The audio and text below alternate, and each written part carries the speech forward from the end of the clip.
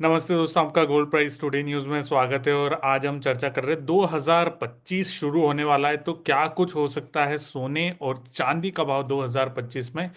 इस पर हम राय ले रहे हैं ऑगमोंट की रिसर्च की हेड डॉक्टर रेनिसा चेनानी जी से। रेनिसा जी, आपका स्वागत है।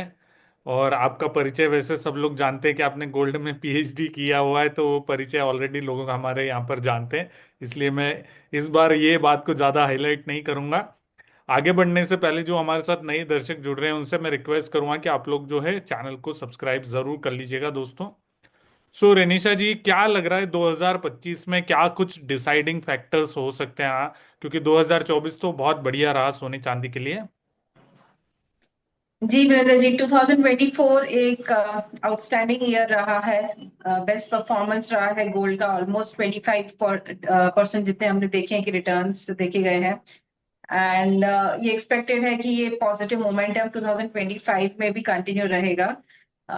चार फैक्टर्स हैं जिसने प्राइजेस को इतना बुलिश मोमेंटम दिया इस बार। सबसे पहला था monetary easing. World over central bank से हमने देखा कि इस साल इंटरेस्ट रेट्स कट हुए। जो मॉनेटरी टाइटनिंग चल रहा था 2 सालों से, हाई इन्फ्लेशन की वजह से हमने देखा कि इस साल इंटरेस्ट रेट कट की साइकिल स्टार्ट हुई। फेड की तरफ से, ECB, bank of England, emerging countries, almost सभी कंट्रीज ने इंटरेस्ट रेट कट किए। तो ये एक पॉजिटिव फैक्टर था गोल्ड के लिए। सेकंड, हमने देखा कि जियो पॉलिटिकल अनसर्टेनिटी काफी बनी हुई थी इस साल। जब ये साल शुरू हुआ था तब सिर्फ रशिया यूक्रेन का इश्यू था। बट साल के खत्म होते होते हमने देखा कि ईरान इजराइल में भी पॉलिटिकल अनरेस्ट स्टार्ट हो गया। सीरिया में भी जियो पॉलिटिकल अनसर्टेनिटी। साउथ कोरिया में, जब ताइवान में हमने देखा। अगेन हमने देखा चाइना और यूएस का भी ट्रेड वॉर स्टार्ट हो सकता है, इसकी एक्सपेक्टेशन है ट्रम्प के आने से। तो ये सारे जियोपॉलिटिकल अनसर्टिनिटी की वजह से हमने देखा कि सेफ हेवन बाइंग गोल्ड में बनी रही। एंड देन जो थर्ड फैक्टर था वो था सेंट्रल बैंक बाइंग, वो काफी स्ट्रांग थी। इस साल ऑलमोस्ट 750 टन जितना बाइंग हम 10 महीनों में कर चुके हैं, और एक्सपेक्टेड है कि शायद 950 to 1000 टन जितना बाय द ईयर एंड खत्म होगा तब तक हम सेंट्रल बैंक बाइंग देखेंगे। पिछले 3 सालों से जो सेंट्रल बैंक डी डॉलराइजेशन की तरफ मूव हुई है और गोल्ड में जो बाइंग कर रही है डॉलर को रिप्लेस करके, तो ये काफी स्ट्रॉन्ग फैक्टर है जो प्राइसेस को कंटिन्यूअसली सपोर्ट कर रहा है। आगे भी एक्सपेक्टेड है कि ये मोमेंटम कंटिन्यू रहेगा। और जिस तरह से हमने देखा है कि इन्वेस्टमेंट डिमांड काफी स्ट्रांग रही है। हम देखिए ईटीएफ जो डिमांड थी वो एब्सेंट थी पिछले साल। 2024 में हमने देखा कि ईटीएफ में भी काफी अच्छी बाइंग देखी गई है। वर्ल्ड ओवर ईटीएफ में बाइंग आ रही है। लोगों को पता चल रहा है कि गोल्ड में इन्वेस्टमेंट करने से उनको अच्छे रिटर्न्स मिलेंगे। जो अंडर एलोकेटेड थे उन्होंने अपना एलोकेशन बढ़ाया है इस साल, और एक्सपेक्टेड है नेक्स्ट ईयर भी बढ़ाएंगे। इनफैक्ट इंडिया में भी आप देखिए तो हमारा जो होल्डिंग्स था वो ऑलमोस्ट 45 टन जितना था by the start of this year. अभी वो बढ़ के 57 टन जितना हो चुका है। तो इन्वेस्टमेंट डिमांड इंडिया से भी काफी स्ट्रांग है, क्योंकि यहाँ पर हमें इस बार एसजीबी के कोई इश्यूज नहीं आए। तो एक ही जरिया बचा लोगों के लिए, अगर लॉन्ग टर्म इन्वेस्टमेंट करना हो तो वो किस तरह इन्वेस्ट करें। तो उन्होंने काफी एसआईपीस की है इंडिया में एटीएफ के थ्रू, लमसम बाइंग की है। डिजिटल गोल्ड में काफी अच्छी बाइंग देखी गई है बाय यंग इन्वेस्टर्स, मिलेनियल्स। तो हर तरह से माहौल काफी पॉजिटिव है जो हम 2025 में एंटर हो रहे हैं। तो एक पॉजिटिव मोमेंटम से एंटर हो रहे हैं, तो मुझे लगता है आने वाले कुछ महीने ये मोमेंटम को कंटिन्यू ही रखेंगे। तो जैसे आपने कहा आने वाले कुछ महीने, तो अगले साल को हम दो भागों में डिवाइड करते हैं, पहले 6 महीने और दूसरे 6 महीने। तो आपको क्या लगता है सोने का भाव जो है पहले 6 महीने में कितना हो सकता है? मुझे लगता है कि फर्स्ट हाफ पॉजिटिव रहेगा।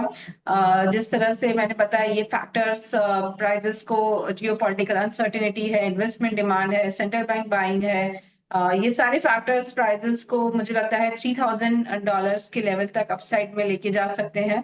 एंड इंडियन टर्म्स में ऑलमोस्ट 85,000 की लेवल रहेगी। और जो सेकेंड हाफ है मुझे लग रहा है वहां पे अगर इंटरेस्ट रेट जो कट है वो अगर खत्म हो जाती है साइकिल, या एक पॉज आता है, और जिस तरह से ट्रम्प जिस तरह से अपनी पॉलिसीज बना रहे हैं, जहाँ पे अमेरिका फर्स्ट वो पॉलिसीज बना रहे हैं और ज्यादा इम्पोर्टेंस अमेरिका को दिया जाएगा। तो वो डॉलर को एक स्ट्रेंथ देगा।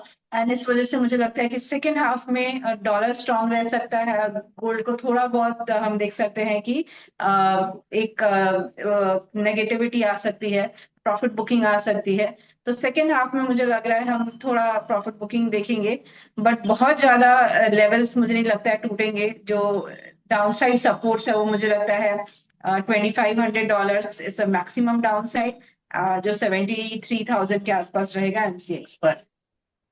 मैम एक चीज मैं पूछना चाहूंगा, बजट आने वाला है 1 फरवरी सैटरडे को, और जैसे हमने देखा अलग अलग एक्सचेंज ने भी बोला, एमसीएक्स ने भी बोला कि उस दिन मार्केट खुला रहेगा।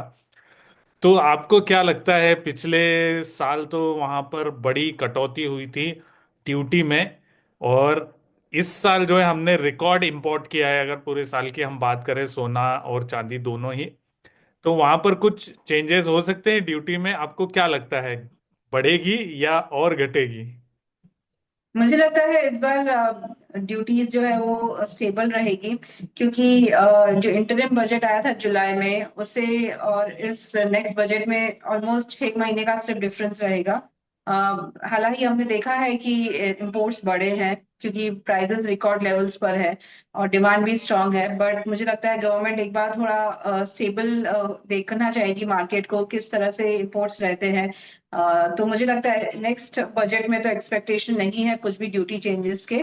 फिलहाल मुझे लगता है यहाँ पे स्टेबल रहनी चाहिए और थोड़ा इम्पैक्ट देखना चाहिए कि किस तरह से आ रहा है ग्रेजुअली। जी, और चांदी को कैसे देख रही हैं, पहले 6 महीने और बाद के 6 महीने में?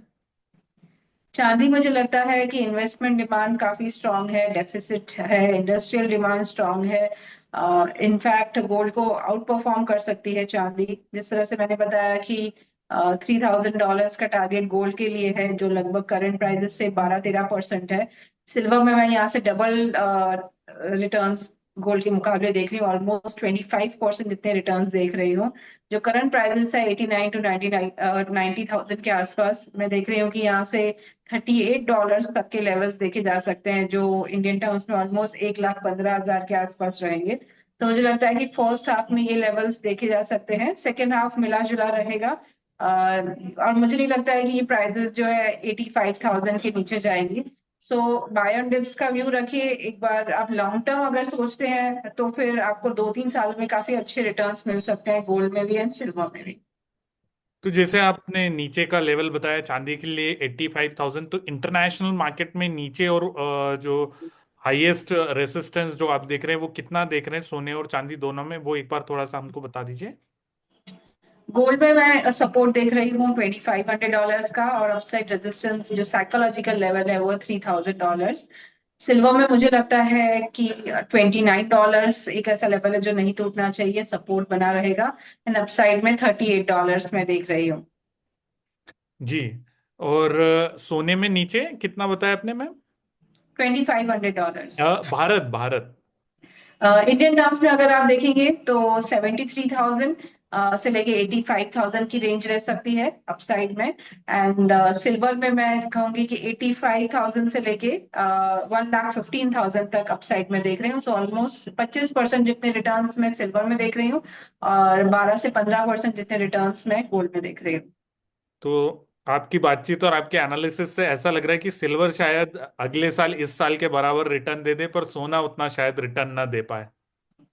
जी बिल्कुल, क्योंकि जो फैक्टर्स हैं वो ऑलरेडी प्राइसेस में डिस्काउंट हो चुके हैं। अंटिल कुछ नया फैक्टर नहीं आता मुझे नहीं लगता कि बहुत ज्यादा तेजी रहेगी। ये ऐसी जो मोमेंटम है बुलिश, वो कंटिन्यू रहेगा। अंटिल कुछ नया नहीं होता मुझे लगता है ये हम ग्रेजुअल इंक्रीज देखेंगे प्राइसेस में आते हुए।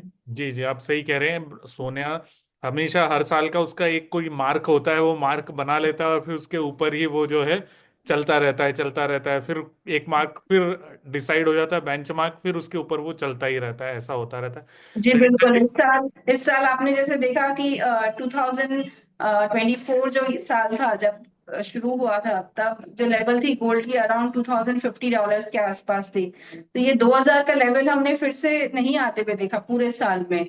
अभी जो स्ट्रॉन्ग सपोर्ट लेवल है वो है $2,500, वो मुझे नहीं लगता है वो टूटेगा आने वाले साल में। एंड ये स्ट्रॉन्ग सपोर्ट रहेगा आगे चल के भी।